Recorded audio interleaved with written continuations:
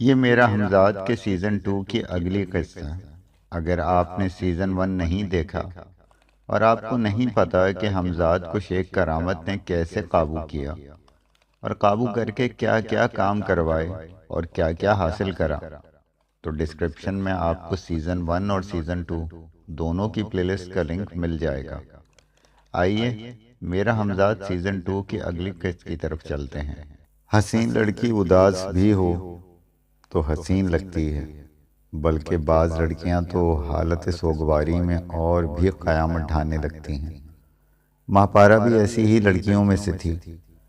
جانے کیسے اور کب میں نے اس کا نرم و گداز ہاتھ اپنے ہاتھوں میں لے لیا اور اب تسلی آمیز انداز میں اس کا ہاتھ تھپ تھپانے لگا۔ ماہپارہ، زندگی نے تمہیں بھی تنہا کر دیا ہے اور میں بھی اکیلا ہوں، مگر تمہاری بات تو یہ ہے کہ تمہاری والدہ ابھی زندہ ہوں گی۔ نہیں، اس نے جواب دیا اور آنکھوں سے آنسو چھلک پڑے۔ مجھے طلاق ہو گئی۔ یہ صدمہ برداشت نہ کر سکیں اور کچھ ہی دن بعد وہ سسک اٹھی۔ ہمت کرو ماہپارہ، میں نے اسے سمجھایا، آنسو بہت قیمتی چیز ہوتے ہیں، انہیں یوں نہیں گنواتے۔ اگر تم چاہو تو مجھے اپنی اداس اور محروم زندگی کا سہارا سمجھ سکتی ہو۔ آپ اس کے ہونٹ لرز اٹھے۔ آپ تو خود زندگی کی آخری سرحد پر ہیں۔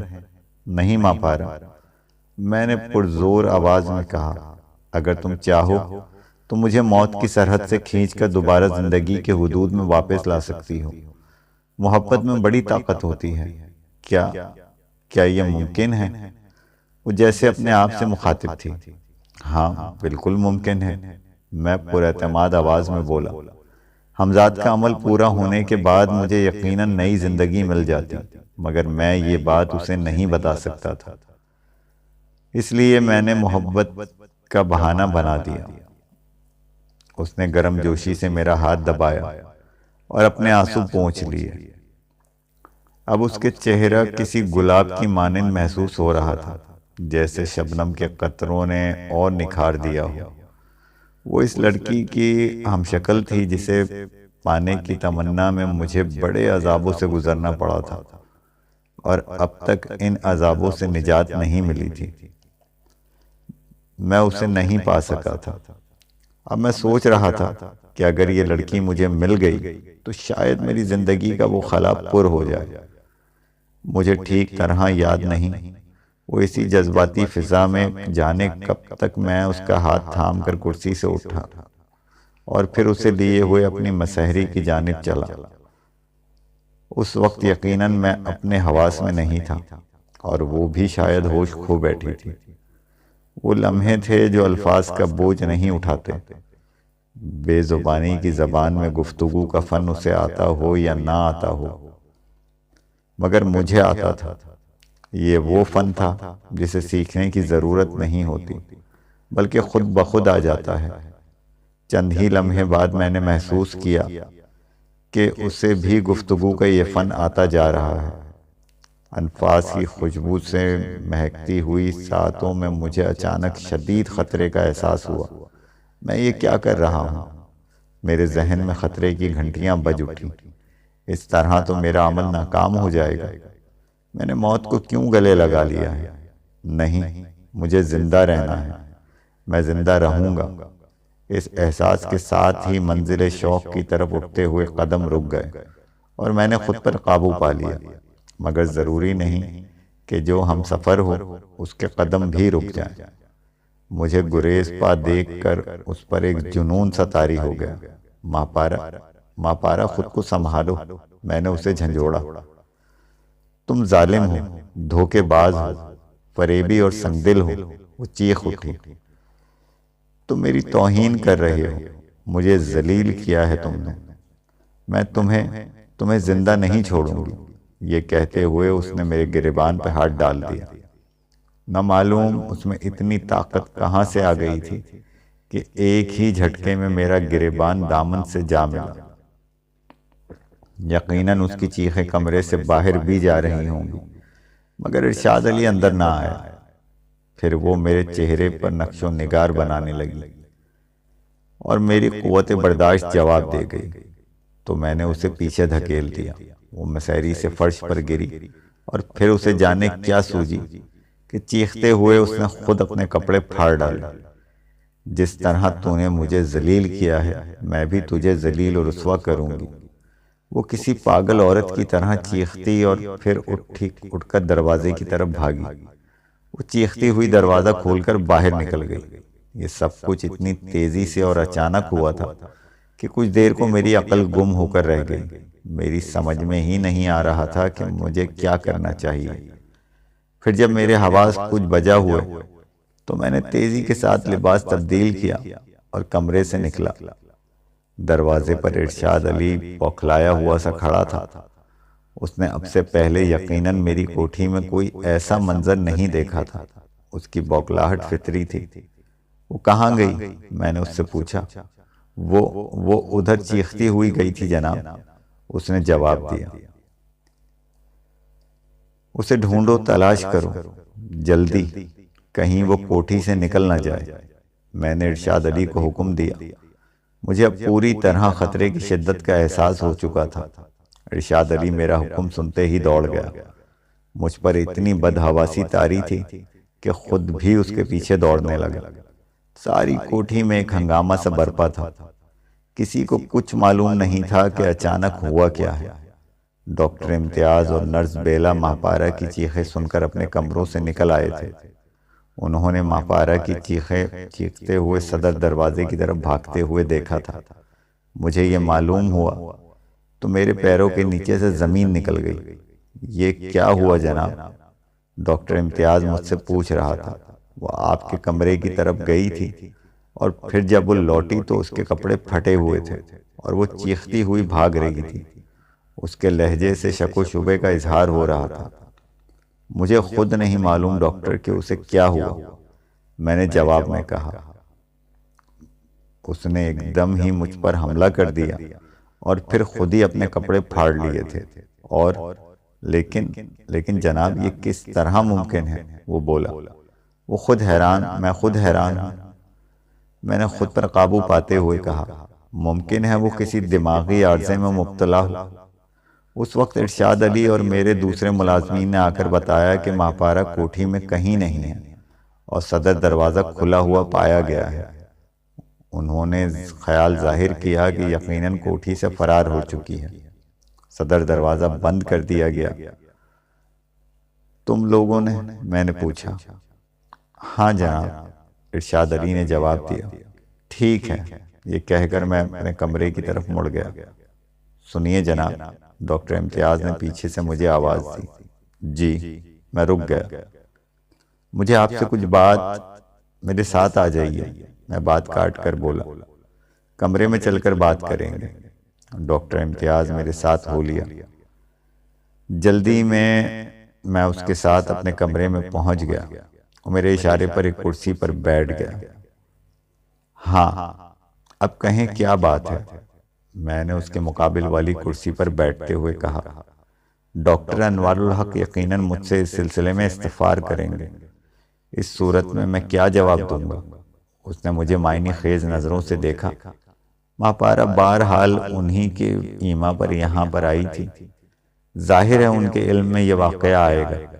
غالباً ابھی کچھ دیر پہلے میں اس سلسلے میں وضاحت کر چکا ہوں۔ میرے لہجے میں تلخی سی آ گئی تھی۔ لیکن یہ بیان تو آپ کا ہے، تو کیا آپ مجھے جھوٹا سمجھ رہے ہیں؟ کیا آپ کا خیال ہے کہ میں نے اس پر مجرمانہ حملہ کیا ہوگا؟ میرا لہجہ کچھ اور تلخ ہو گیا۔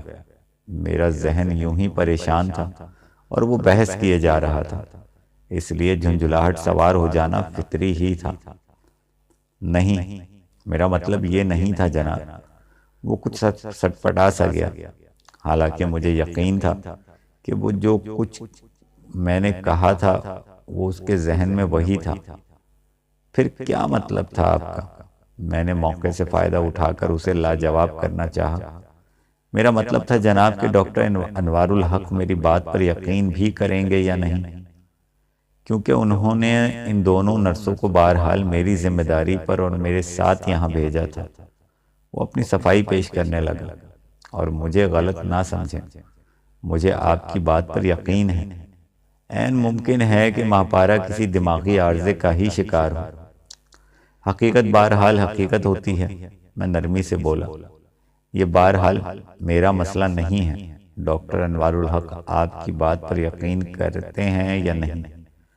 ابھی میری بات ختم نہیں ہوئی تھی کہ میرا ملازم ارشاد علی کمرے میں داخل ہوا اور کہا، جناب وہ دوسری نرس صاحبہ ڈاکٹر صاحب کو بلا رہی ہیں، کہہ رہی ہیں کہ انہیں ڈاکٹر صاحب سے کچھ ضروری بات کرنی ہے۔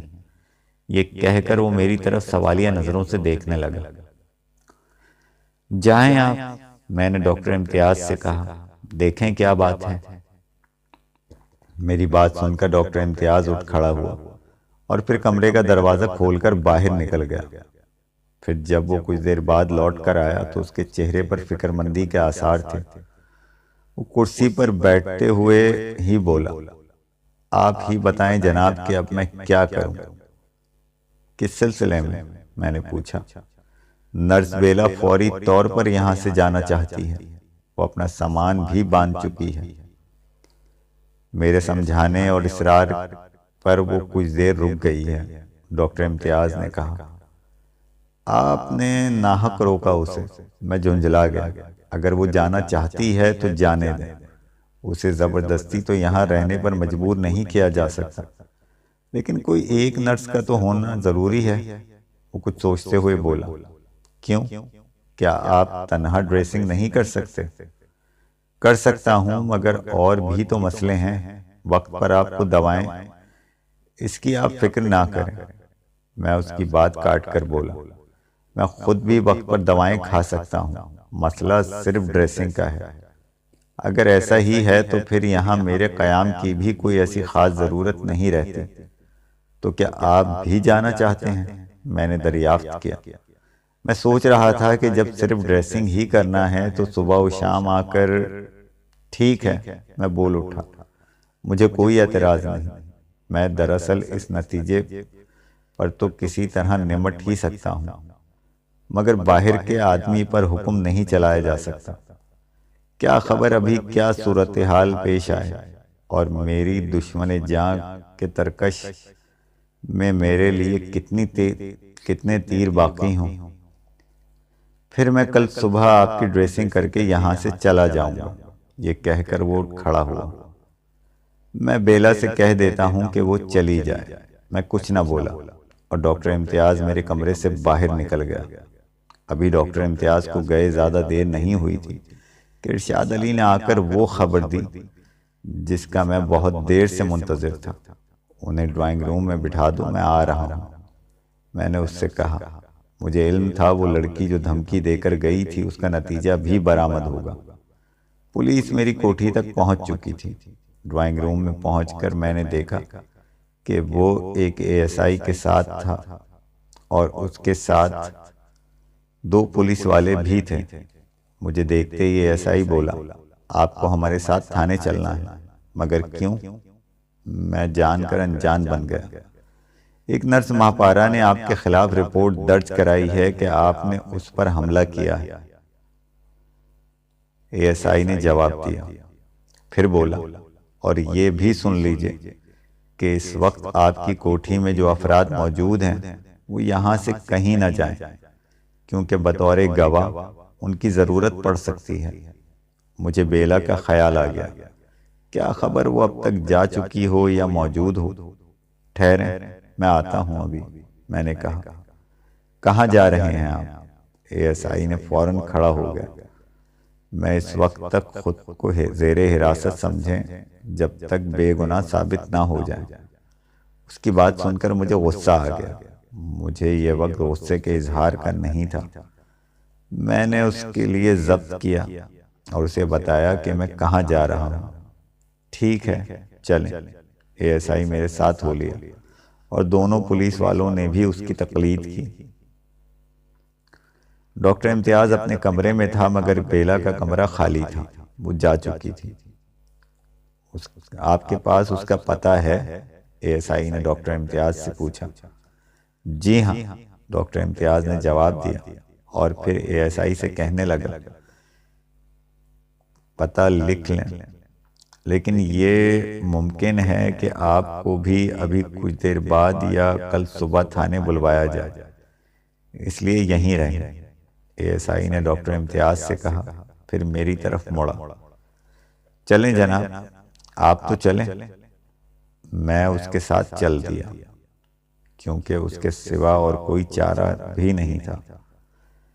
اس وقت رات کے 11:15 بج رہے تھے۔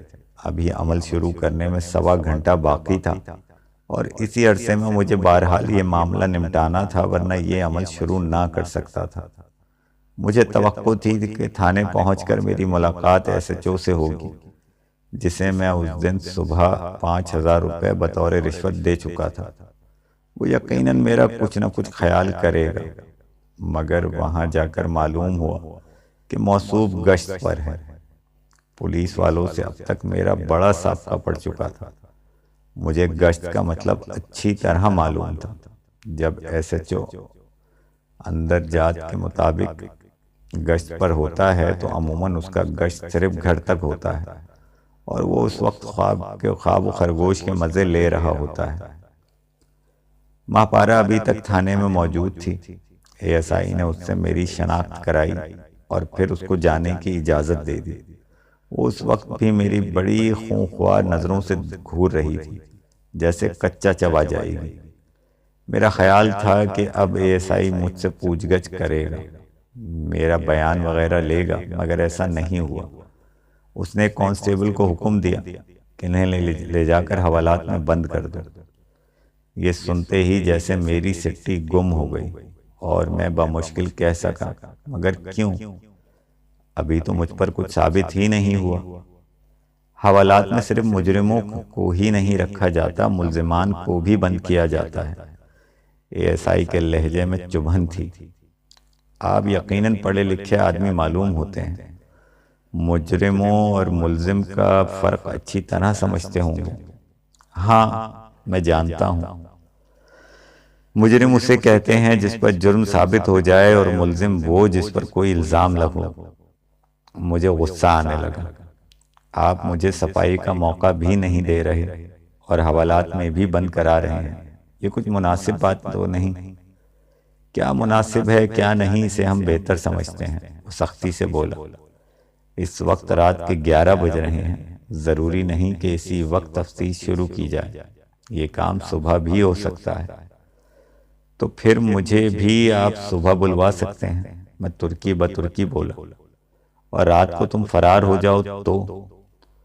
وہ آپ سے تم پر اتر آیا، تمہارے خلاف FIR کٹ چکی ہے، سمجھے؟ اور تمہاری اطلاع کے لیے عرض ہے کہ اس وقت بھی درج بھی ہو چکا ہے۔ اگر ہم سے جواب طلب کیا گیا کہ رات ہی کو کارروائی کیوں نہیں کی گئی، پھر ہمارے پاس کیا جواب ہوگا؟ اچھا یہ بتائیں کہ آپ کے SHO صاحب کب تک گشت سے لوٹ آئیں گے؟ کیا یہ ممکن ہے کہ انہیں گشت کے دوران اطلاع کر دی جائے؟ کس بات کی اطلاع؟ اس نے آنکھیں نکالی۔ رفتہ رفتہ اس کا رویہ میرے ساتھ سخت ہوتا جا رہا تھا۔ یہی کہ میں ان سے فوری طور پر ملنا چاہتا ہوں، میں نے کہا۔ آپ کو شاید معلوم نہیں کہ میرے ان سے اچھے تعلقات ہیں۔ آپ کے ان سے اچھے تعلقات ہیں؟ اس کا اندازہ تو مجھے گزشتہ رات ہی ہو گیا تھا۔ اس کے لہجے میں کاٹ تھی۔ کل جب آپ کے کمرے کا تالا توڑا گیا تھا تو یہ خادم بھی وہاں موجود تھا۔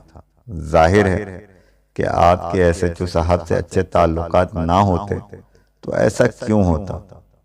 ویسے میں سمجھ رہا ہوں کہ آپ کیا چاہتے ہیں۔ اس کے بعد وہ پھر بے تکلفی پر اتر آیا۔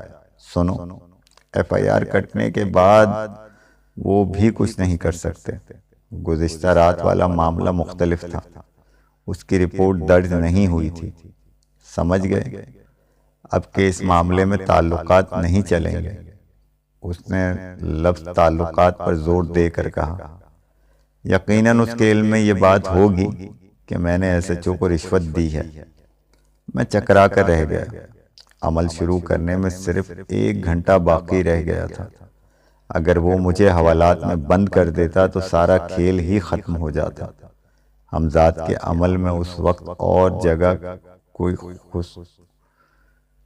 کو خصوصی حیثیت حاصل تھی۔ شرائط کے مطابق نہ جگہ بدلی جا سکتی تھی نہ وقت۔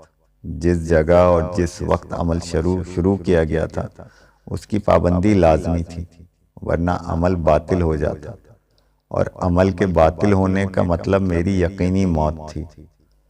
اب میں بڑی حد تک اس نتیجے تک پہنچ گیا تھا کہ میرے ساتھ جو کچھ ہوا ہے اس میں میری دشمن جاں کا انتظام موجود ہے۔ وہ نہیں چاہتی کہ میں عمل پورا کر سکوں۔ گزشتہ شب وہ میری قوت ارادی کا سبب ناکام ہو گئی تھی۔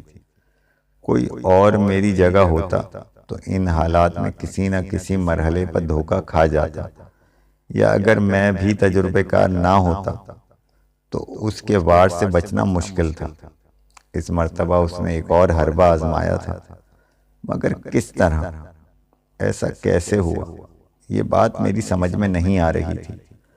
اب تک میں نے ارواح کے متعلق جو کچھ پڑھا تھا اور جو باتیں خود میرے تجربے میں آئی تھیں، موجودہ واقعات ان سے قطعی مختلف تھے۔ کوئی روح بھلا کسی مادی جسم میں کس طرح اپنا سکتی ہے؟ موجودہ واقعہ ان سے قطعی مختلف تھا۔ کوئی روح بھلا کسی مادی جسم کو کس طرح اپنا سکتی ہے؟ میں نے اس نرس کے مادی وجود کو چھوا تھا۔ وہ ایک جیتی جاگتی لڑکی تھی۔ اس پر کسی روح کا گمان نہیں کیا جا سکتا تھا۔ اس وقت مجھے وہ زمانہ یاد آ گیا جب مہاپارا ایک عمل کر رہی تھی اور میں چاہتا تھا کہ وہ عمل پورا نہ کر سکے۔ میں نے بھی اس پر بہت حربے آزمائے تھے مگر کامیاب نہیں ہو سکا تھا۔ چند ہی لمحوں میں میرے ذہن میں ایک فیصلہ آ گیا۔ اس کے سوا کوئی چارہ نہیں تھا، لیکن اس کا دار و مدار اس شخص پر تھا جو میرے سامنے وردی میں ملبوس بیٹھا تھا۔ میں نے اس سے کہا، میں آپ سے خلوت میں کچھ بات کرنا چاہتا ہوں۔ دیکھو یہ معاملہ بہت ٹیڑھا ہے، میں اس سلسلے میں کچھ نہیں کر سکتا۔ اس نے غالباً اپنا بھاؤ بڑھانے کے لیے پیش بندی کی اور پھر بولا، خیر کہو کیا بات ہے؟ یہ کہتے ہی اس نے اپنے کمرے سے دونوں کانسٹیبلز کو باہر نکال دیا۔ کمرے میں وہ اکیلا رہ گیا تو میں بولا، یہ بات اچھی طرح جانتا ہوں کہ آپ لوگوں کے لیے بدتر سے بدتر حالات میں کوئی بہتر راہ نکالنا مشکل نہیں ہوتا۔ تمہید نہ باندھو، اس نے مجھے تاکید کی، جو کہنا ہے صاف صاف کہو، اور یہ بات ذہن میں رکھو کہ میں تمہیں چھوڑ نہیں سکتا، یہ میرے اختیار کی بات نہیں ہے۔ اس وقت ضمانت بھی نہیں ہو سکتی، جو کچھ ہونا ہے صبح ہی ہوگا، یہ تم بھی جانتے ہو۔ اس وقت کوئی عدالت کھلی نہیں ہوگی۔ میں جانتا ہوں، میں نے سر ہلایا، مگر میں نے کچھ اور ہی سوچا ہے۔ یہ آپ کے بس میں ہے، جو کہو بھی تو۔ اس نے منہ بگاڑا۔ دراصل میری ایک مجبوری ہے کہ میں اپنے کوٹھی سے باہر رات بسر نہیں کر سکتا۔ میں نے آخر کہہ دیا، میں ایک عمل کر رہا ہوں جس کے لیے جگہ اور وقت لازمی شرائط ہے۔ پھر میں اس سلسلے میں کیا کر سکتا ہوں؟ اس کے لہجے میں روکھا پن تھا، شاید اس لیے کہ میں نے ابھی اس کے مطلب کی بات نہیں کی تھی۔ آپ ہی تو سب کچھ کر سکتے ہیں، میں نے جلدی سے بولا۔ آپ مجھے گھر جانے کی اجازت دے کر یہ بھی ظاہر کر سکتے ہیں کہ آپ نے کارروائی کی، مگر میں اپنی کوٹھی میں نہیں تھا۔ بہت خوب، اس نے طنزیہ آواز میں کہا، تمہارے خیال میں یہ بات چھپی رہ سکتی ہے؟ اگر یہ ممکن نہیں تو ایک اور صورت ہے، وہ بھی بیان کر دو۔ اس کے لہجے میں بدستور چبھن تھی۔ میں نے اس کے طنزیہ لہجے کو نظر انداز کرتے ہوئے کہا، آپ روز نامچے میں یہی درج کریں کہ مجھے حوالات میں بند کر دیا گیا ہے، مگر مجھے صبح تک کے لیے اپنے گھر جانے کی اجازت دے دیں تاکہ میں عمل کر سکوں، اور تم رات کو غائب ہو جاؤ تو اپنی نوکری سے ہاتھ دھو بیٹھوں۔ میں وعدہ کرتا ہوں کہ صبح ہوتے ہی حاضر ہو جاؤں گا۔ میں نے پرزور آواز میں اسے یقین دلانا چاہا۔ یہ جو تم اتنی باتیں بنا رہے ہو، مجھے راستے دکھا رہے ہو، تو اس سے مجھے کتنی رکعت کا ثواب ملے گا؟ وہ آخر مطلب کی بات پر آ ہی گیا۔ آپ جو حکم دیں میں وہ خدمت کرنے کو تیار ہوں، صرف ایک رات کی بات ہے۔ وہ کچھ سوچنے لگا، پھر بولا، دیکھو یہ کوئی ہنسی کھیل نہیں ہے، اگر تم صبح کو لوٹ کر نہ آئے تو میری وردی اتر جائے گی۔ اس نے انکار میں سر ہلایا، نہیں، میں یہ خطرہ مول نہیں لے سکتا۔ اگر ملک صاحب کو معلوم ہو گیا اور وہ صبح جلدی تھانے آ گئے تو بات بگڑ جائے گی۔ میں ان کے آنے سے پہلے صبح فجر پڑھتے ہی یہاں آ جاؤں گا۔ ویسے آپ کے اس اطمینان کے لیے میں فرار نہیں ہوں گا۔ ایک اور صورت ہے۔ کیا؟ اس نے پوچھا۔ آپ اپنے کسی سپاہی کو میرے ساتھ بھیج دیں جو میرے کمرے کے دروازے پر کھڑا رہے اور صبح ہونے تک میری نگرانی کرے۔ میں نے تجویز پیش کی۔ ہاں، یہ ہو سکتا ہے، لیکن وہ کچھ سوچنے لگا، پھر خود ہی سر ہلا کر کہنے لگا، شریف اللہ؟ ہاں، وہ ٹھیک رہے گا۔ اس کا انداز خود کلامی سا تھا۔ پھر اس نے میری آنکھوں میں جھانکتے ہوئے دیکھا۔ مگر ابھی تم نے مطلب کی بات تو کی ہی نہیں۔ پھر مطلب کی بات 2000 میں طے ہو گئی۔ اس سودے بازی میں 11:30 بج گئے اور مجھ پر اضطراب کی طاری ہونے لگا۔ وہ خود میرے ساتھ کوٹھی تک آیا۔ اس کے ساتھ ایک کانسٹیبل بھی تھا جو شاید اس کا نام شریف اللہ تھا۔ اس کانسٹیبل کو صبح تک میری نگرانی کرنا تھی۔